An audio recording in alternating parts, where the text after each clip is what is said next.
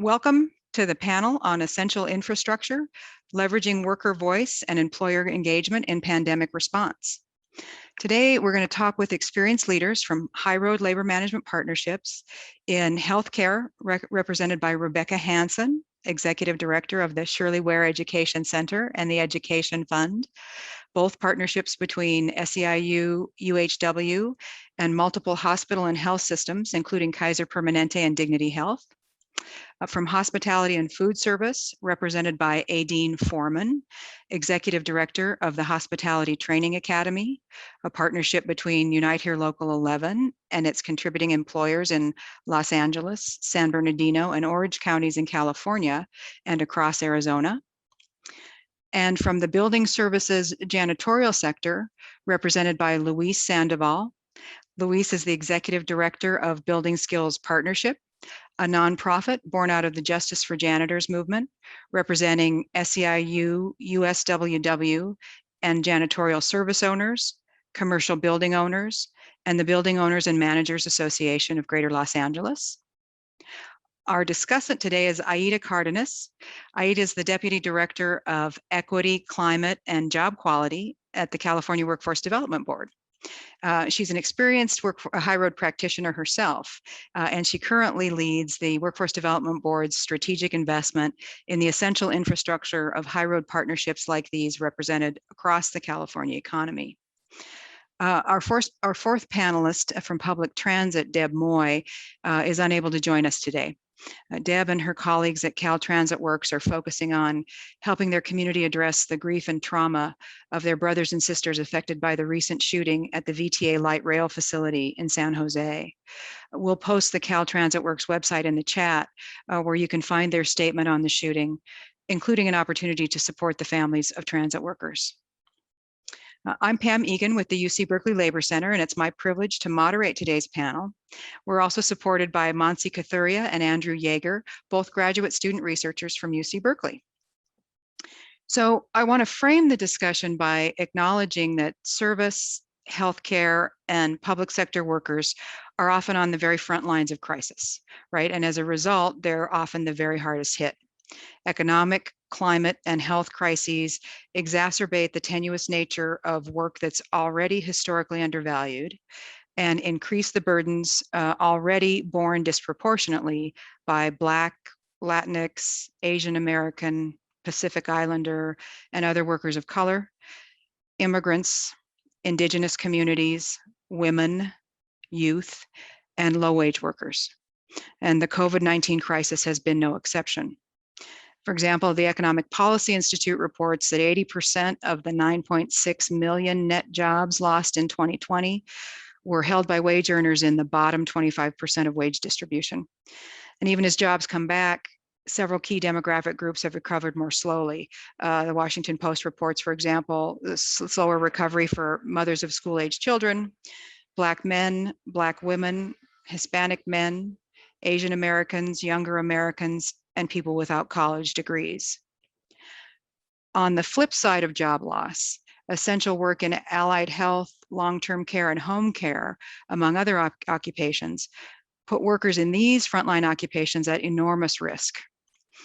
According to the Lost on the Frontline investigation by The Guardian and Kaiser Health News, 2/3 of the 3,607 US healthcare workers who died in the first year of the pandemic identified as people of color, quote, revealing the deep inequities tied to race, ethnicity, and economic status in America's healthcare workforce. Lower paid workers who handled everyday patient care, including nurses, support staff, and nursing home employees, were far more likely to die in the pandemic than physicians were, end quote. The isolation of the pandemic left so many workers and families to face these challenges on their own with limited information and scarce resources. Our panel today, though, represents leaders from labor management high road partnerships who've spent years building worker-centered, job-based labor management infrastructure with those hardest hit workers. Critical infrastructure that overcame the isolation of the pandemic to connect and support workers, communities, and industries through the COVID-19 crisis and now into the recovery. So we're going to have a great discussion. We've pre-recorded a discussion, an initial discussion to guard against technical glitches, and we're going to play that and listen along with you. It's about 30 minutes or so. And following that, our panelists and our respondent will take your questions live. So as your questions come up, please type them in the chat and we'll try to respond to them in order. And Monsi's are also putting relevant links in the chat along the way. So Monsi, if you want to go ahead with the video. Take it away. Let's start with healthcare. Rebekah, it's simply not possible to overstate the effect of COVID-19 on healthcare work and workers. Can you tell us about your partnership and what you've done in this circumstance? Hello, my name is Rebekah Hanson, and I'm the Executive Director of the Education Fund and the Shirley Ware Education Center. We are a multi-employer labor management partnership between 6 SEIU locals and 17 employers. We work statewide in California, as well as in Colorado, Las Vegas, and in Portland, Oregon, across 5 Western states. And this partnership really allows us to directly serve 100,000 allied health workers in everything from entry-level clinical roles, facility services, administrative roles, many workers who were on the front line of this pandemic. And really key in pivoting to create workplace safety and to support each other through what has been a tough year. In our programs that already existed before the pandemic, we're really focused on delivering comprehensive educational opportunities, both for career advancement and skill development on the job. And worker voice and involvement really is key in our ability to deliver those services. And this starts at our board level, where frontline workers serve on our board, participate in what we call our member-to-member programs, reaching out to their coworkers, participating in surveys, joint apprenticeship councils, and focus groups. Really key, one thing we know about the allied health workforce is that their number one consistent reason to engage in our services is to learn and grow to reach their career goals. Many workers, especially frontline workers, enter healthcare any way they can because of their interest in the industry, but face systemic barriers in advancing into higher level clinical roles, and our programs are explicitly structured to overcome those barriers. We also work in partnership with the High Road Training Partnerships in California to focus not only on equity in addressing occupational segregation, but also to specifically serve underserved regions in Central Valley in the Inland Empire, and currently with the transition through the pandemic to really understand the long-term impact of telehealth and online education for adult learners. And that work is all done through our 501c3, the Shirley Ware Education Center. And we really are focused on measuring the outcomes of our success. And I think one of the things that is really beneficial with a labor management partnership is that we are able to directly measure outcomes working with employers, have really comprehensive data on both job placement, wages, and retention. Specifically, one of our goals is to ensure that we are serving equitably across our population. And so our students, we had 18,000 students complete programs in 2020, really do reflect our union membership, which is 80% women, 70% Black, Indigenous, and workers of color, and around 25% immigrants. We know that for those who are in college degree and certificate programs, we have over a 90% completion rate, and our average wage increases for our learners who move into new jobs is 34%. Importantly, we've also partnered with our employers to be able to see a huge impact on ability to retain workers. So as people move up, they're staying with their employers, they're continuing to grow in their careers, and this is really a win-win for employers and for workers. And then finally, I'll just wrap up by sharing that during the pandemic, at the start of COVID, we were able to quickly pivot because we serve a working adult population. A fair amount of our services were already available online, but we were able to add really specific programs to Pam's point. We were able to leverage our online presence to do webinars dealing with self-care, emotional intelligence, a lot of our workers asked for, and we were able to provide online webinars and sessions on really dealing with racism in the workplace, which was also a big concern for healthcare workers, as well as pandemic readiness modules, really helping workers gain comfort about PPE, how they can prevent transmission once the vaccine was available, information on the vaccine, and really helping one-on-one build worker resilience to engage in online learning and make that transition to be able to continue pursuing their education goals even during the pandemic. And finally, I'll just say that, we're really excited about the opportunity to help continuing to support this workforce because they are making a huge transition. One of the huge accelerating factors of the pandemic has also been on online delivery of healthcare. So the same skills that they are using to access our services, I think, are going to be key to their resilience and their jobs moving forward post-pandemic. So with that, I'll pass it back to Pam. Great. Thanks, Rebekah. That's really extraordinary work. I appreciate it very much. And Adine, let's look at hospitality now. Hi, I'm Alice Stanford, and I'm a proud Unite Here Local 11 member. I was working at the JW Marriott downtown Los Angeles.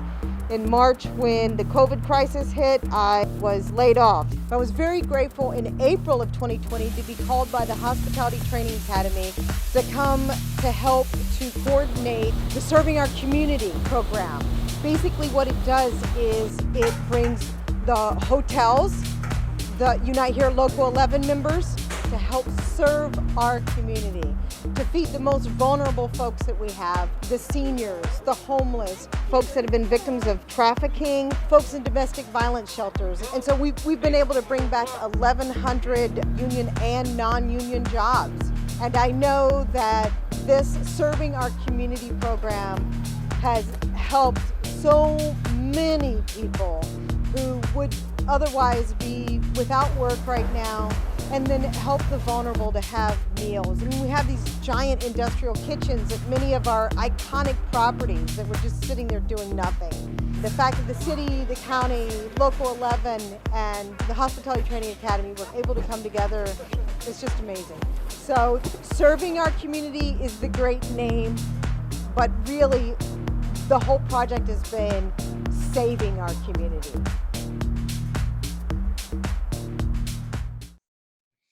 So, hello, I'm Adine Forman. I'm the Executive Director of the Hospitality Training Academy, and I am thrilled to be here with you all.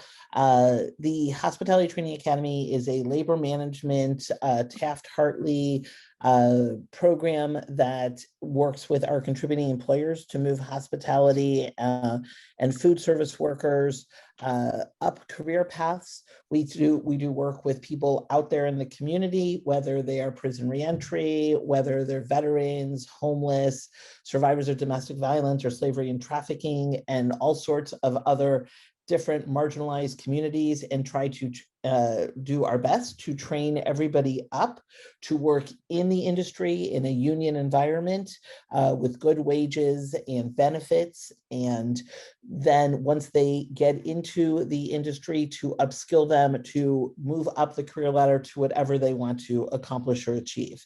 So we have currently 2 apprenticeship programs that have been registered and approved by the U.S. Department of Labor and the state of California, Department of Apprenticeship Standards, and those are for a culinary line cook and a room attendant housekeeper program for apprenticeship. We are in the process, luckily through our grants from the state of California, to create 2 additional programs, and those are barista latte artist and bartender mixologist. So we are very excited. We're currently writing that curriculum right now as we speak. During the pandemic, as everybody knows, the hospitality and food service industries were decimated. Flights, airplane flights were decreased, down to by about at least 90% at one point. And obviously hotels in Los Angeles were closed with the safer at home orders and only open to those that were serving like pilots or flight attendants, things like that. So the industry in LA was completely devastated. The union that I partner with, as Pam said, Unite Here Local 11, they have about 32,500 workers, members, and it was down by 90%. So in that time, we kept trying to brainstorm, what can we do to bring workers back to work? There has to be a way to keep at least some people working during this time. So we pivoted. We had never done a meal program in our lives at the Hospitality Training Academy, but during this time we pivoted and we're lucky enough with the state's help to get on this, be procured as a master agreement with the state of California. And we then were awarded contracts with the city and county of Los Angeles and other governmental entities and foundations. And we have put out, since the beginning of the pandemic, 3.8 million meals. It's been quite a learning lesson. It's been a lot of 24-hour days to get this going and running. But we have taken massive industrial kitchens like USC, Pomona College, the Westin Bonaventure, the LA Convention Center, and a slew of other hotels, and use their kitchens to provide these meals to seniors, homeless, and survivors of domestic violence and trafficking, and low-income families. So with that, we put 1,142 workers back to work and are still providing this program until September as of now. And we have served over 10,000 people on a regular basis. So it's really been our desire to work with our employer partners hand in hand to find ways to bring value to them and to bring value to the union. And so we go after all kinds of different funding sources where we can train those that need the training with both soft skill and hard skill training, just like many of my other panelists that are here. And that, Pam, I think is the HTA in a nutshell. That's amazing. It's extraordinary work as always. Adine, thank you for sharing it with us. And now let's talk to Luis Sandoval. Luis, building service workers were hard hit by both job loss and workplace risk. Can you talk to us about your partnership in the face of COVID-19?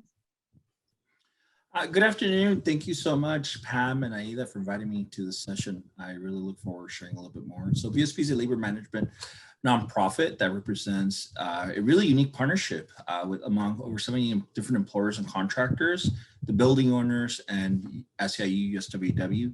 Each year, we train approximately about 5,000 property service workers, both in workforce development and immigrant integration. The population that we serve and the workers that we represent are largely Latino immigrant workers, women, and workers who are limited English proficient, as well as they have, a variety of different digital skills and challenges accessing training. We provide quality workforce development training, such as the Green Education Program, the infectious disease certification, which is something that came about due to COVID-19, emergency preparedness, and a variety of other wraparound programs. Because we are a similar to our partner HTA, a labor management partnership, we do get contributions from the industry that are negotiated by the workers, and this allows us to really do this work. So I think it's important to recognize this contribution, but also the advocacy efforts of workers, using their voice to negotiate for these funds, right? We work collaboratively with partners and funders to identify, similar to HTA, how to support workers in the industry. How can we insert the voice of workers in workforce development, and think strategically about how we develop our relationships to leverage industry training, as well as reimagine the industry, right? How do we set the floor within the industry? The California Workforce Development Board has been an important partner in moving this work forward. So I think it's important that we highlight that relationship.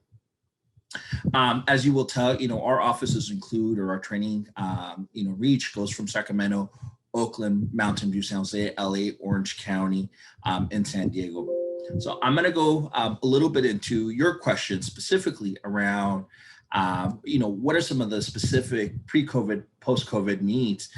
Even before the pandemic hit, California property service workers made up a vulnerable demographic, largely immigrant with English proficiency, skills, lack of access to formal education. This industry tends to be low paying, and this creates, a challenging environment for many of the workers that they must overcome. So for us, we approach COVID-19 environment, not only dealing with the quality of life issues, how do we make sure that these workers have what they need to make sure that they have a safe and quality of life, but at the same time, how do we address what's taking place at the workplace, which what we saw at the time is high infectious rate for COVID-19, as well as making sure that they receive the proper information for COVID-19. So because we had been working through through this labor management model since 2007, and I'm glad Aida's in this panel, but really, Aida really led this initiative for many, many years as executive director to BSP. During her time, she was able to develop the Green Janitor Education Program, which is really bringing our labor management partners to really think about how do we professionalize the industry and how do we think about janitors in a new light? How do we bring janitors to the forefront and think about how do we include them in the conversation about equity and also include them in conversations about the environment, right? When we're thinking about the greening of buildings, right? Because of that, because of that relationship, because of that leadership, it allowed us, now BSP, during COVID to really think about how do we now use the success of the Green Janitor Education Program to really think about how do we create a new training program around infectious disease certification, right? So for us, we recently developed this training that is a 12-hour training around infectious disease, and it really, centers around protecting both workers, but also protecting the public, making sure that public is safe, making sure that workers are, receiving the accurate information. At the time, there was a lot of moving pieces around CDC guidance as well as worker protection. So how do we make sure that we protect workers and have the latest and up-to-date information, but at the same time, we professionalize this industry? Again, we partnered really closely with the California Workforce Development Board, and they were an early supportive of this project and making sure that we protect both the workers and the public. Since inception of this program, we've trained about 1,000 workers across the state of California, which we're really proud. Moving forward, we see the infectious disease certification and the Green Janitor Education Program as being pillars to how we move forward within the industry. So this gives you a very general sense about building skills partnership, but I think there's a huge opportunity when we're thinking about how do we think about moving forward and how do we think about reimagining the industry. I think this is a good example of how do we reimagine the industry and how do we professionalize the industry through training. Thanks, Luis. Again, really appreciate that extraordinary work, and we look forward to hearing more about that as we have this discussion. Let's turn now to our respondent, Aida Cardenas. Aida, the California Workforce Development Board really began to make a powerful strategic investment in these kinds of partnerships before the pandemic. Can you talk to us about why you made that decision to make the investment, and do these stories validate that decision?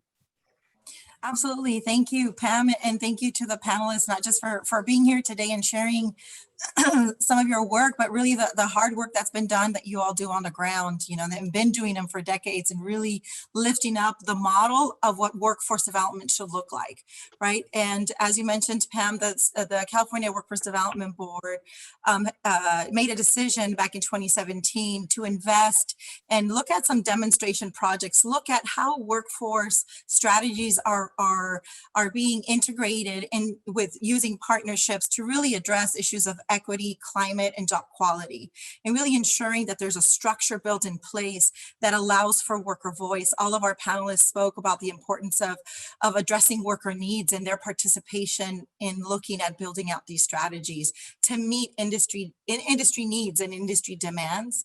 I do want to really highlight that all of these projects also, as our initial demonstration project showed, that in a moment of crisis, we're able to use that table, we're able to use that structure, we're able to use that practice of working together and looking at both looking at employer needs, looking at industry needs, looking at what workers need, we're looking at what community needs, and working together in a win-win initiative.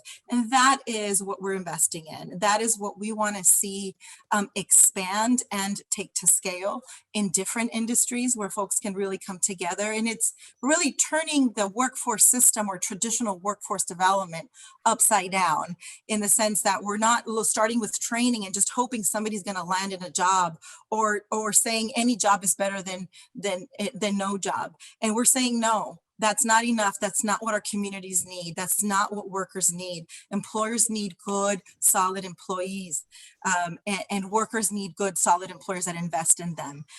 So I'll share a little bit about sort of our scale, where we've come from and where we're going in terms of state investments. But I'll just add too, and we'll add that to the chat, information regarding our high road training partnership model.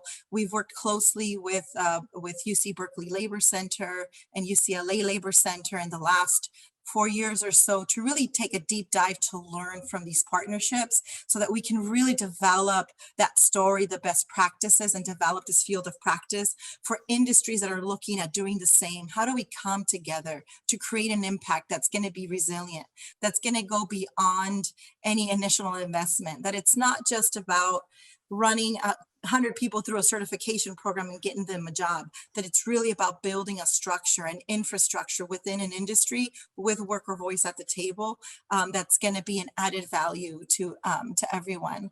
So I want to share sort of where we've come from.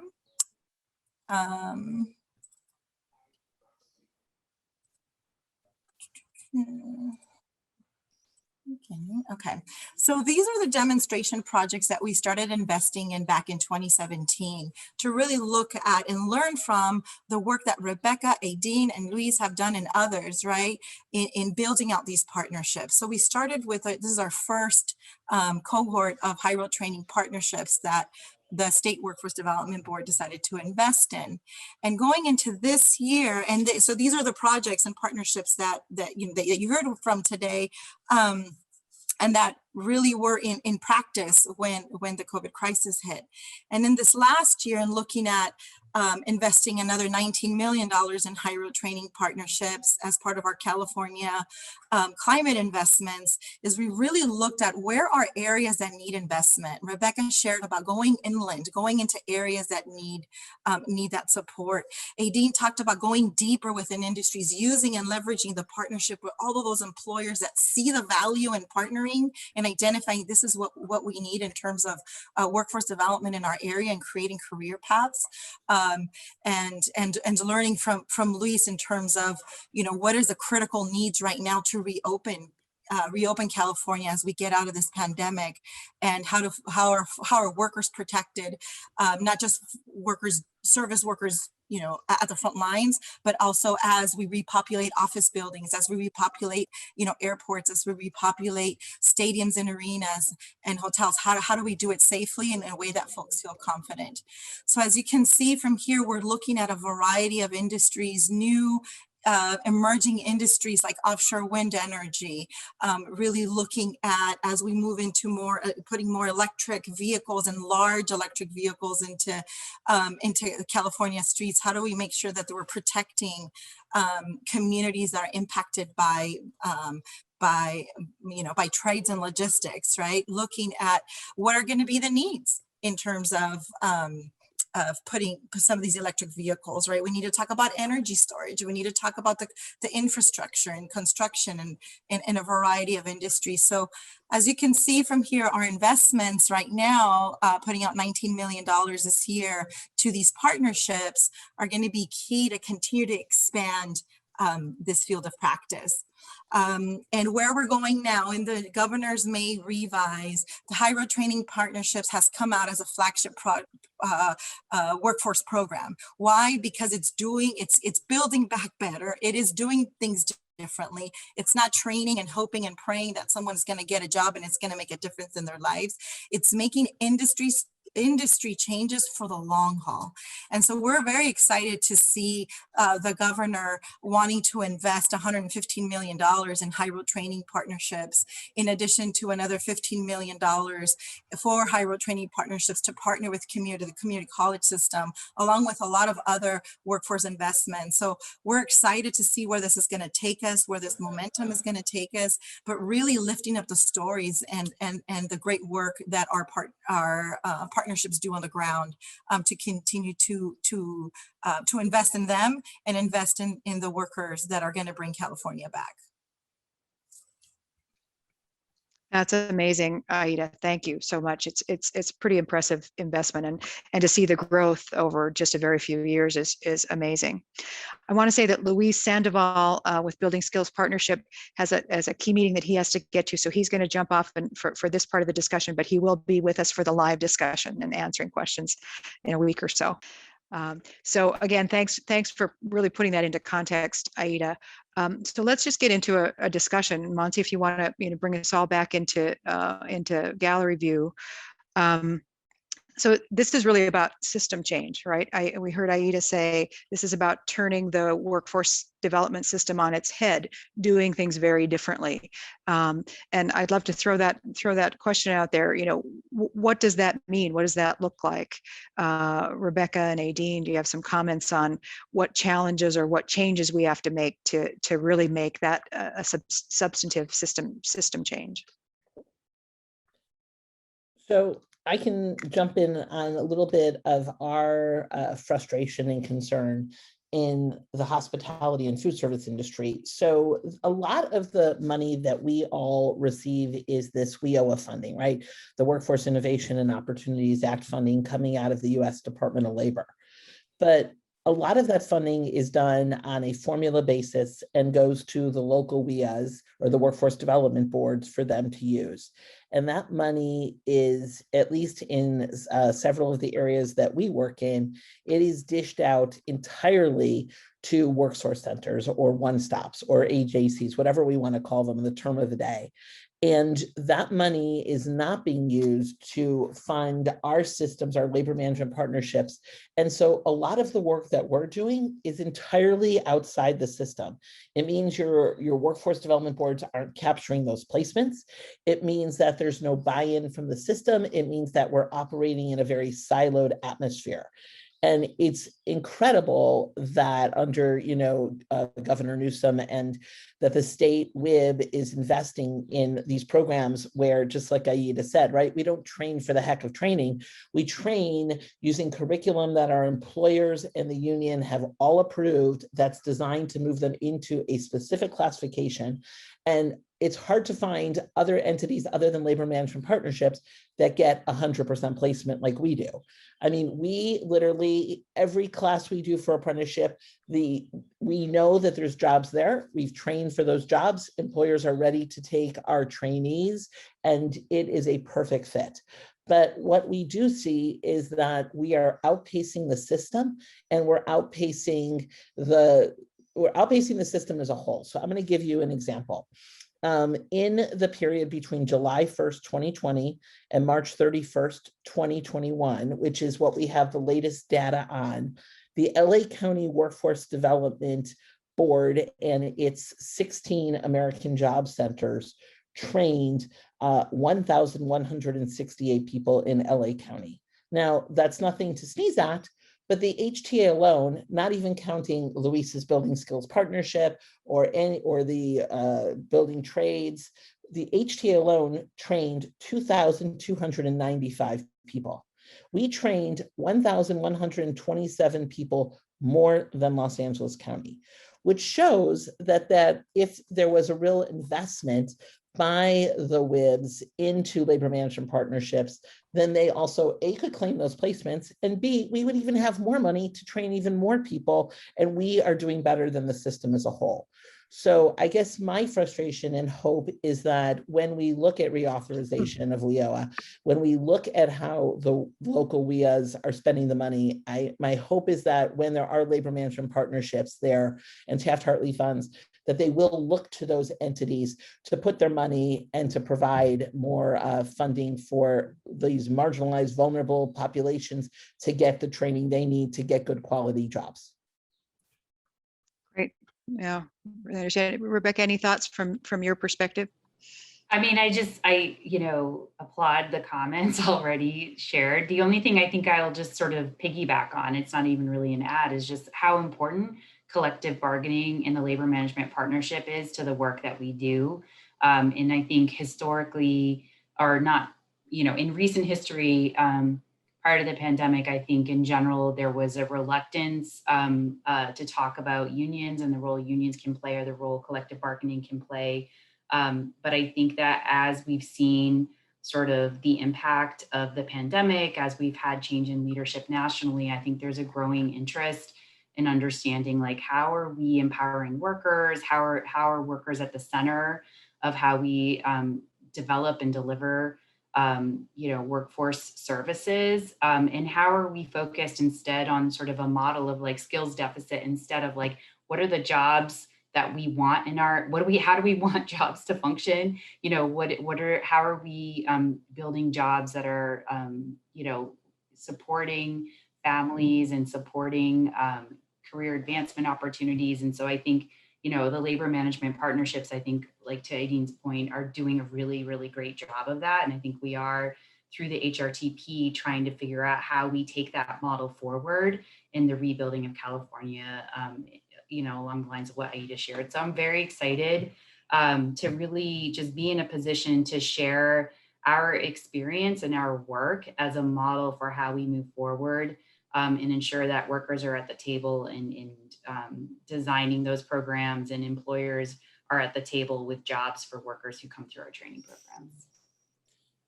And Pam, I just wanted to jump in to say one other thing, is that we also just use our own training fund accounts, or our Taft-Hartley accounts, to pay for things that even WIOA won't pay for. We have ESL, we have computer literacy, we have financial literacy, we have all kinds of classes, that are not covered in many of the standard WIOA formula allocations. And it's just one of those extra benefits that we bring to the table as leverage for the entire system. Right. Rebekah. Thanks. I'll just add one little thing to that too, which is we also invest in long-term programs that it takes people several years to become a respiratory therapist or a registered nurse, right? Like, this isn't something that can be done in 12 months or even sometimes in 18 months, right? And so we're really investing in long-term career growth. And to Adine's point, building in all the supportive services that help people get in those pathways. And really investing in the clinical training and other training that they need to be successful. And that really does pay forward in terms of how patient care is delivered in the future in our country, where we have a patient care workforce that actually reflects patients. Yeah, and I think that's a great example of when we talk about why this model, right? And think that having industry at the table, and I think all of the 3 projects we heard from today, all of them have investment from employers and from multiple employers who compete with one another, right? But say, okay, this is the standard of skill that we need, and we need to upskill our current workforce. So a lot of the work is also, or a lot of the training is invested in incumbent workers. And so we like to see it as, upskill and backfill. It creates entry points and more opportunities for disadvantaged communities to have an access point into these industries, but the importance of not just leaving workers there on their own, of looking at the different, supportive services or other training that's really going to affect multiple generations. When you have someone that's invested in and they're in this job and they get an opportunity to have a career path and create some upskill and some job stability and better job quality and voice at work, it really has an impact on their entire family, right? In terms of being able to make changes for the future of California. So I think that's another example why this model is really important. It's not easy, right, to do. I mean, work has been going on with these projects for a couple of decades. So it is work, and it takes that commitment, that investment on the front end. And as Adine shared, in terms of being able to have results, is you get further faster. Why? Because the high road training partnership model, and we'll add a link to what we found were, I had mentioned earlier, working with Berkeley Labor Center around like what are the essential elements of a high road training partnerships. And it starts with industry-led solutions. It's having employers and workers at the table identifying what is our issue today that we need and where is our industry going, so that we can have some foresight in the future of work and begin to develop a workforce development strategy that's going to align today and immediately, and then having access to the workers because of the employer engagement right away is really important. So I think that all of these examples speak to why this model is, we see as an important model. And the challenges we have up ahead to figure this out in other industries, but we're up for the challenge and just very excited that we have leaders like Rebekah, Adine, and Luis and Deb Moy, who couldn't be with us today, and many others who are really leading these efforts. And we need to lift them up as a model, and we need to invest in them. That's terrific. Thank you for that really great glimpse into the work that you all do and how that is continues to make a huge difference and made a huge difference through the pandemic. So let's open it to questions. We've got our participants and panelists, and we've got the first question in the chat. Heather, and I apologize, Heather, if I mispronounce your name, Grobe. Do you have a sense of how long-term the employer's commitment is to partnering with labor? Anyone want to take that one on? Rebekah, your project's been around for a very long time. You want to start with that? Sure. Yeah. We've been operating since 2006. And even prior to that, there were some projects done through the workforce system, actually, that sort of predated the formation of our labor management partnership, Taft-Hartley Fund. And we were modeled on a model that's really well established on the East Coast in New York and with 1199 New York.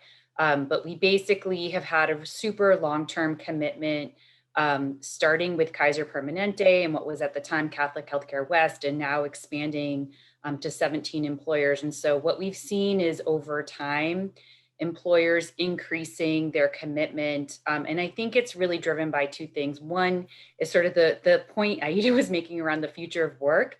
In healthcare, at least, there is a deep understanding of the real need for to have a partnership with labor to manage change in delivery of care, change in patient needs, like there's a whole host of things that are constantly going on. And I think what we've seen also in healthcare, and the same is true in education, a lot of self-reflection and how do we do this better moving forward? And we can't do that without partnership with our workforce. Even in places, I think, where you'd see a lack of a union partner, you still see healthcare employers trying to figure out how to partner with their workforce, because delivery of care obviously is really, it's a service business, right? So anyway, I think over time we've seen an increasing commitment. We're currently, like in my training partnership, we had added Planned Parenthood in one region, and we're now adding them in 5 states because of the results sort of speak for themselves. And once employers understand the opportunity to take advantage of the economies of scale of being part of a 100,000 person training fund, it's sort of a no-brainer for them to join. And so, yeah, we've experienced, I think, when I joined the education fund, just to put it in context, it was a $12 million annual fund in 2015, and we're currently a $30 million fund. So we've almost tripled our employer contributions over that time period, really through a growing understanding of the value, which is such critical, a critical thing to share, but also the need. Okay, I'll stop with incumbent workers. Yeah. Great.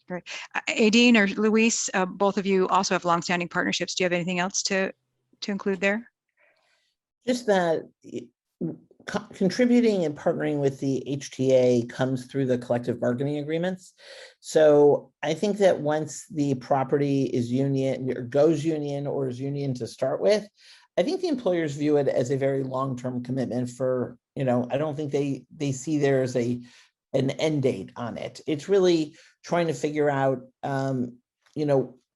paying into the fund, what do they want to get out of the fund, what kind of training do their employees need, where is their pain in their company that we can help with, because I'm sort of digressing a little bit, but a lot of employers do training. They bring in these trainers and it's all about what can the workers do to make the company more profitable? What can the workers do to make sure that their work is, better and harder, and they, work faster and more efficient?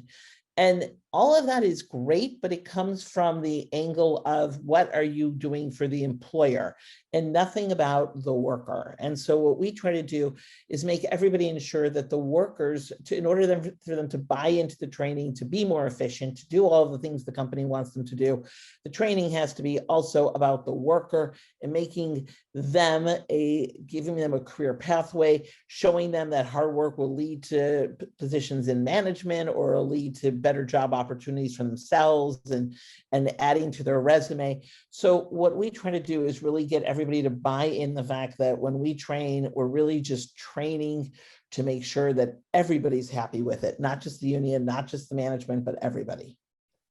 Super. Thank you. Luis?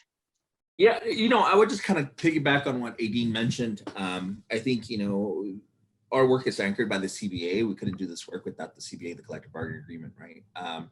And I think, we got to also recognize workers and that they themselves advocate for these contributions to the training fund. We couldn't do this work without that, lifeline that we have, which is the contributions through the CBA.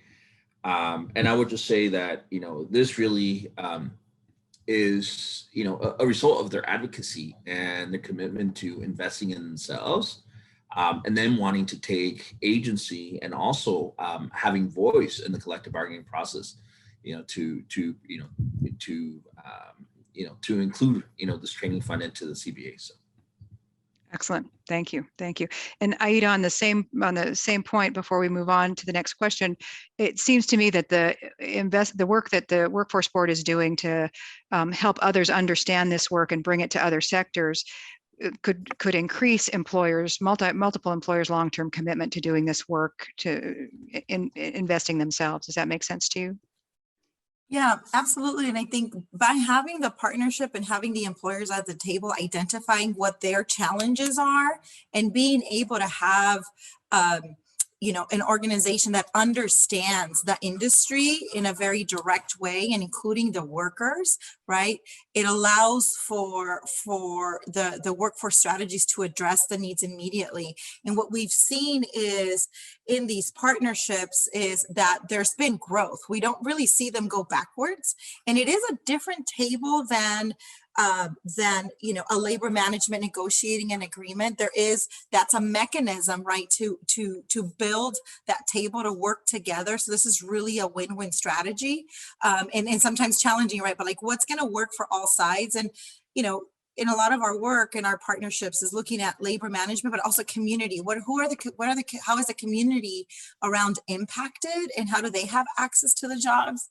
But what we've seen is actually growth in employer commitment and contributions, and they're willing to invest because they see the value that they get out of it. And that's what we want to see in these partnerships. It's a win-win to build a resilient industry that builds a resilient workforce, that builds resilient communities.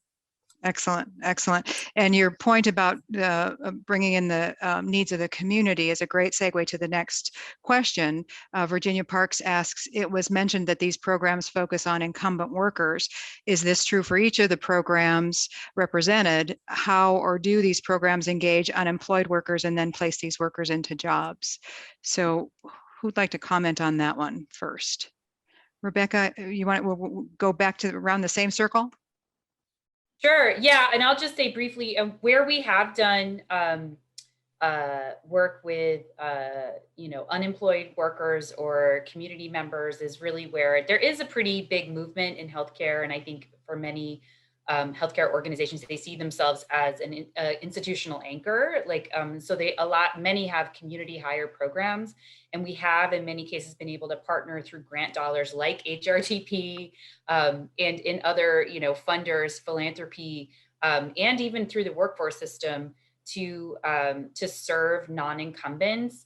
And then our union partner and some of our employer partners have sort of launched a separate, pretty extensive $130 million multi-year project to train community members as entry-level healthcare workers. So there is sort of another effort underway that we partner with that is in another 501c3 structure, if you will. Excellent, excellent. Adine, and then Luis. So I would say that the HTA is about 50-50 of incumbent workers and then finding new workers to move them into the hospitality sector. We do a tremendous amount of, upskill training or ServSafe or tips or any kind of certifications employers need for incumbent workers.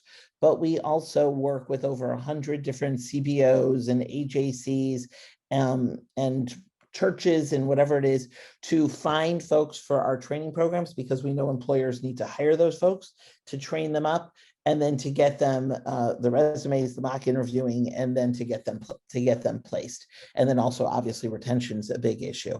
So we not only work with employers, just like they might need 5 people. So we go through our clients looking for those people, but we also help many of our employers with hiring fairs.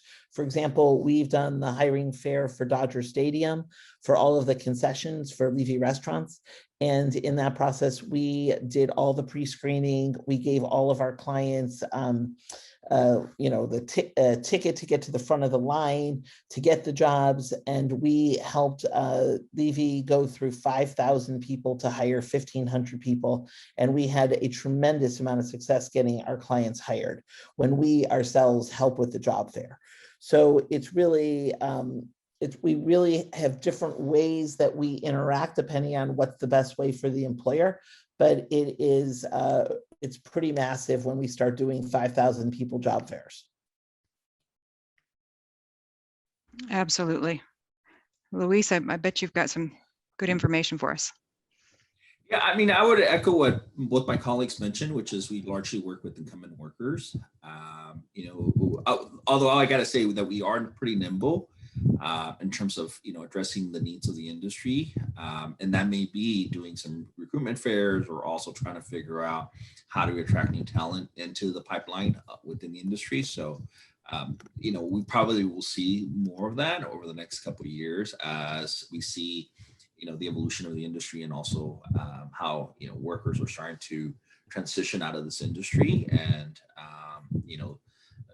the labor shortage that we're seeing within certain industries, for a variety of different reasons. So I think we're going to probably see more of a demand to do more recruitment fairs and also entry points into the industry. But as of now, we're pretty nimble in terms of how do we address the needs of the industry. Great. And Aida, any comments there in terms of some of the new partnerships that you're bringing online? That my understanding is there'll be partnerships that focus both on new workers and on incumbent workers. Is that correct? Yeah, it's all a mix. Some of it is reskilling, upskilling. When we look at moving to electric buses, for example, when we look at the operators and the mechanics, we want to make sure that those workers are retrained, right, for those, so that new technology. In addition to new workers into electric bus manufacturing, right, as it becomes a growing industry. So yes, it's about meeting the industry where it's at and addressing what they need, in both in terms of reskilling or creating career paths, but also creating equitable access into these jobs. Great. So the model works for both incumbent and new entrants. Great. Heather asks, are fund are the funds third party managed, or does your labor management partnership manage directly? Are you talking about an investment manager? Or maybe intermediary. I was thinking an investment manager, intermediary of some sort. We have an outside investment manager for funds that we carry over. Most of us are trying to spend all our money as soon as we get it, and that's true of my organization as well. But we do have an outside investment manager for funds that we carry over. And for the HTA, we have our own fiscal team that does all of our tracking for our grants and, down to every line item and budget.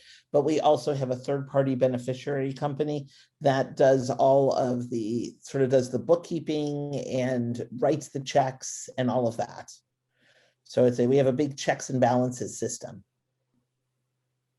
And Yeah, I would say yeah, go ahead, same please.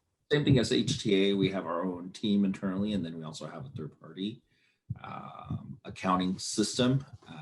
And I would just say that, like for us within BSP, we also have multiple check and balances within the team. So. Excellent, excellent. The next question, let's jump to the next question. Are you aware of this type of partnership in southern states? Can you describe any challenges related to that, or any challenges related to traditional employer and union roles?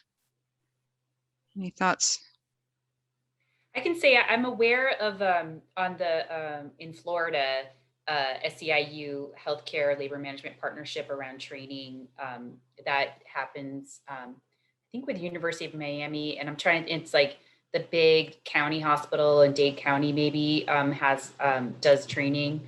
And what was the second part of the question? Challenges related to traditional employer and union roles. I mean, it's challenging in the sense that sometimes we're sort of, in the process of doing something in partnership while our partners are also, our key kind of stakeholders in that work are also, struggling over other issues related to the collective bargaining agreement or other workplace issues. But I would say that that one thing that I think we've seen in the commitment by the employers was a question earlier. And I think, Adine and Luis really responded well to the fact that it is because of the workers' commitment to the work. Like, I think what we've seen is that we still often, even in the midst of pretty extended labor issues and that are being resolved, taking time to resolve, that we're still able to move our work forward, that there's a joint sense of win-win and commitment. And I think that is because the workforce, like to folks' point earlier, like the workforce commitment to the work and the employer understanding how important that is. Great. Luis, Adine, I messed up my order, so jump in. Okay, I'll jump in then, Luis, then. So we also have a partnership. Boy, Miami seems to be the hotspot of the South.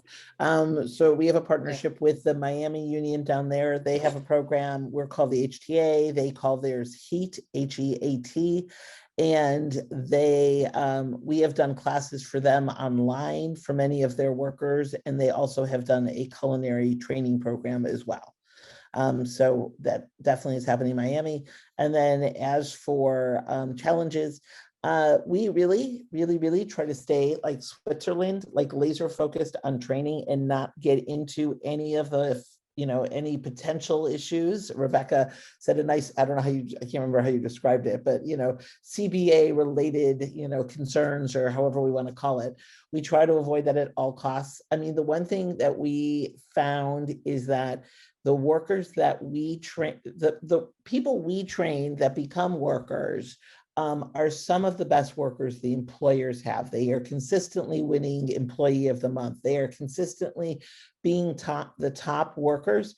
So the employers are reluctant to say, okay, I'm not going to work with the HTA right now while I'm fighting with the union, because they know that the workers they're going to find on the street that haven't gone through our training and preparation are not going to be as good as the ones they're going to hire. So I think it helps us a little bit get through any potential dust up issues that come along the way. Great. Luis? Yeah, within SEIU building services, I would say 32BJ, they have a training fund in Florida. So, they would be our counterparts, and we, collaborate all the time on our own programming and curriculum. So I just couldn't tell you exactly the reach in Florida, but 32BJ would be the point. Super. Thank you. And Zach Zobrist has asked about whether the concept of the High Road Partnership was a choice California made under the WIOA model. Aida, I see you responded in the chat there. And he also asks, do we need our policymakers to adopt this criterion of HRTP? What ways can I use WIOA and other levers to help create incentives that reward Taft-Hartley funds or help use workforce to drive up standards in an industry, create better jobs through workforce development? Yeah, I'll try to keep it brief, but in short, the State Workforce Development Board use its WIOA discretionary funds to say, look, let's fund some of these projects and really learn from them and get their DNA. And so we posted like the essential elements. And if you look at our High Road Training Partnership page, has a lot of information, including an evaluation. But what that did was it shows like, look, this is how we get further faster. This is how, you know, it is doable. And having industry at the table and having an organization, right, that wakes up every day, goes to sleep every day, working on behalf of that mission and that objective of the partnership, so that as folks are doing their thing, whether they're business or labor, and doing the things that they need to do in terms of their role, that there's this place where they can come together that has, you know, a purpose that's for both, right? And having that organization is really important. And what we've seen that now in the state of California is having, now we see the conversations coming into policy, saying as a state, you know, procures, or as a state looks at investing in industries, how do we attach job training and making sure that there's a particular model, that there's worker voice at the table, et cetera, as we've defined what high road training partnerships are. But I think that this helps inform the best practices and how to do it, so that policymakers can really take a look. So we've definitely seen a lot of interest. Obviously, we've got a lot ways to go for folks to really get deep in understanding what it means to have worker voice at the table. But that's how we got started in 2017. And so we're, you know, seeing some momentum from state leaders. That's great. Well, we've come to the end of our time, and we have some additional great questions in there. We'll if it's possible, if folks can maybe type a couple of quick answers in the chat, I would refer you to the background materials that we have uploaded to the LIRA site, and you can find contact information for these programs where you can learn a little bit more and maybe get some of those questions answered. As Aida and others have said, the California Workforce Board at the UCLA Labor Center and the UC Berkeley Labor Center are doing a lot of work to try to build out opportunities for other people to, other practitioners and interested parties to learn about these projects. So reach out to our sites as well. And I think we'll leave it there for the end of the day, with great thanks to all of the participants and great thanks to all of the panelists and our respondent. Proud and impressed with the work you do. Thanks for bringing it to all of us. Thank you. Thank you, Pam. Thank you, everyone. Thanks, everybody. Thank you. Great session. Thank you so much. Great questions. Oh, thanks. Been looking at multi-employer relationships for a long time, so I'm really enthused and glad to see so many new developments. It's great. That's terrific. Yeah, I think California is really leading the way. And so keep an eye there. I think there'll be a lot of rich information for people who are interested in this work. For sure. I'll be in touch with all of you. Great. Thanks. Thanks so much. Bye-bye.